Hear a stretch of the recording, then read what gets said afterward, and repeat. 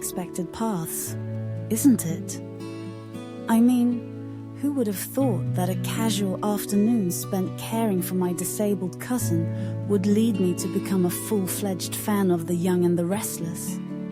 He was bedbound and couldn't talk, but he really enjoyed being in front of the television, and his favorite program was The Price is Right. I doubt he even understood what it was all about, but he seemed to enjoy hearing the excitement from the audience. I was just there, minding my own business, helping him with his daily routine, and then boom. The Price is Right wraps up, and suddenly I'm thrust into the melodrama of Genoa City. I'll admit, I used to be one of those people who rolled my eyes at soap operas. I mean, come on, how could anyone get invested in the lives of fictional characters who seemed to have more love triangles than actual friends?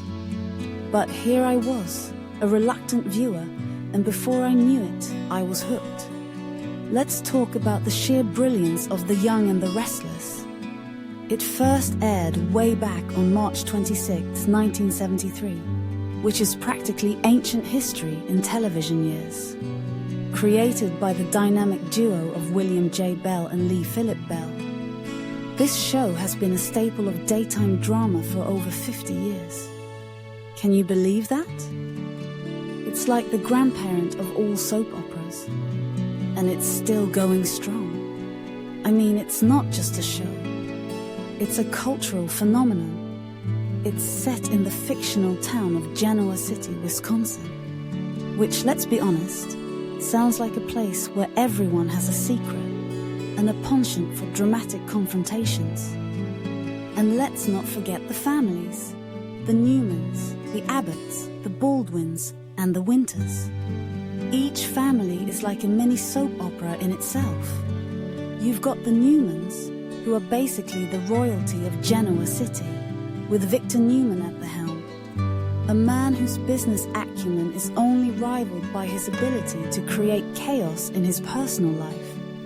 And then there's the Abbotts, who are like the heart of the show. Jack Abbott, bless his heart, has been through more ups and downs than a roller coaster. You can't help but root for him, even when he makes questionable decisions. And let's not forget the Baldwin family, with their own share of drama. Michael Baldwin, the charming lawyer, has had his fair share of courtroom battles and romantic entanglements. And then there's the Winters family, who bring a whole new level of depth and social consciousness to the show. They tackle real issues that resonate with viewers, and that's something I truly admire about Y&R. It's not just about the glitz and glam. It's about real life, even if it's wrapped in a bow of soap opera extravagance. Now, let's talk about the awards. This show has won a staggering 308 awards. That's more than I've won in my entire life, and I'm not even kidding. It's been nominated for 857 awards, which is just mind-boggling. It's like the Oscars of daytime television, and Y&R is the reigning champion. And can we take a moment to appreciate the firsts this show has achieved? I mean, airing the first live facelift in 1984. That's some next-level commitment to realism. And featuring a character with a mastectomy. That's groundbreaking for daytime television. It's like Y&R has always been ahead of the curve, tackling issues that matter and making sure their characters reflect the complexities of real life. But let's get back to my accidental journey into the world of Genoa City. I remember the first time I got sucked in. It was a particularly juicy episode, and I found myself leaning forward, popcorn in hand, completely engrossed in the drama unfolding on screen. I was laughing, gasping, and even shedding a tear or two.